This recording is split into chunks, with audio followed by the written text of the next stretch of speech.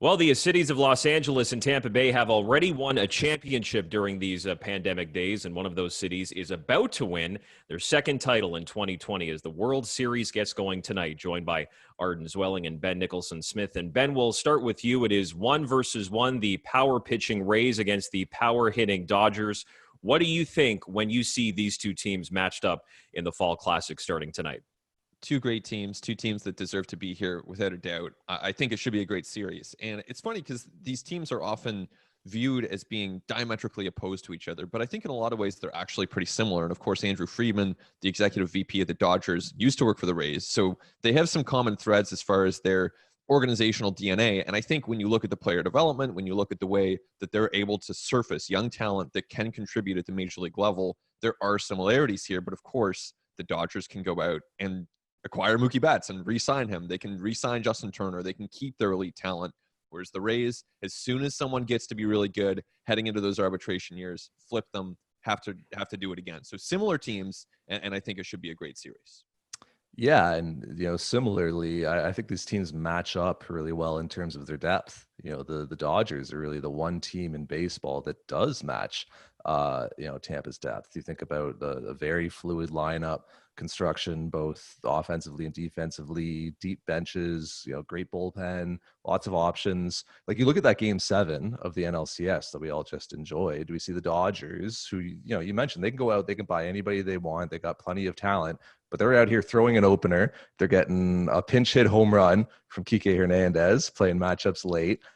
Their longest outing in the game is Julio Urias, and he pitched the final 3 innings. So Dave Roberts has a lot of levers to pull in this series, depending on various situations, and we all know that Kevin Cash does too. So I think we have to get ready for some different lineups, some different combinations, some starters not pitching particularly deep into ball games. We're seeing it across baseball now with a lot of teams trying to gain these advantages and move their win probabilities by a percentage point here and a percentage point there. But these are the two teams that everyone is trying to emulate. Like, these are the two teams that started it. So it's going to be fascinating to watch. And they were the only two teams in the regular season to win over 40 games, and they are meeting in the Fall Classic. Let's look at Game 1 tonight, Ben, and I think it's safe to say this is a huge stretch of days that Clayton Kershaw is kind of embarking on. We know his postseason struggles by now, but as you write on sportsnet.ca, if there's a Game 7, and if he pitches in a relief role, Kershaw could pitch 3 times in this series, so he has a huge opportunity ahead of him to try and change the narrative a bit about what type of postseason pitcher he is. He does. And I think, we saw that with David Price a couple of years ago. It's possible to shift these narratives. Some people are always going to view Clayton Kershaw as a choker. That's the way it is. And that's got to be okay with anyone watching the sport. I'm sure Clayton Kershaw has come to terms with that. But he still has a chance to basically shift that legacy and win the first World Series for the Los Angeles Dodgers in his lifetime. And if he can do that, then the whole discussion changes. And he's got a ring to kind of go up against those naysayers. So he will, of course, start in Game 1. He could start on Game 5 on regular rest and then potentially be available. So it's going to be an interesting set of days. He has dealt with those back issues, but he's coming off a very good season. So this could be the year for Kershaw to start shifting that narrative.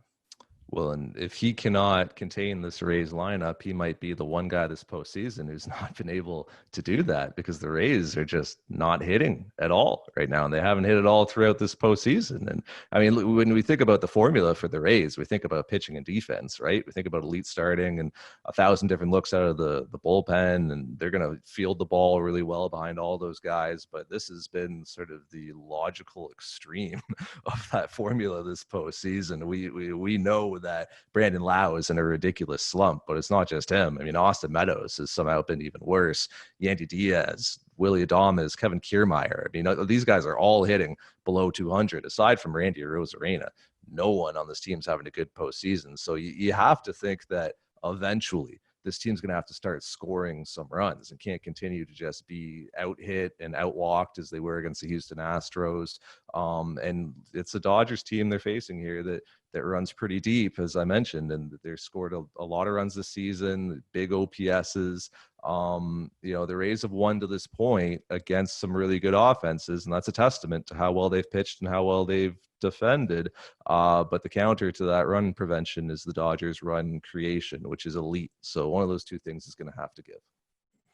Well, it is the World Series at a neutral site in front of about 11,000 fans tonight. Very appropriate for 2020. Game 1 this evening on Sportsnet. MLB Central postseason. Get you set at 7:30 Eastern, 4:30 Pacific time.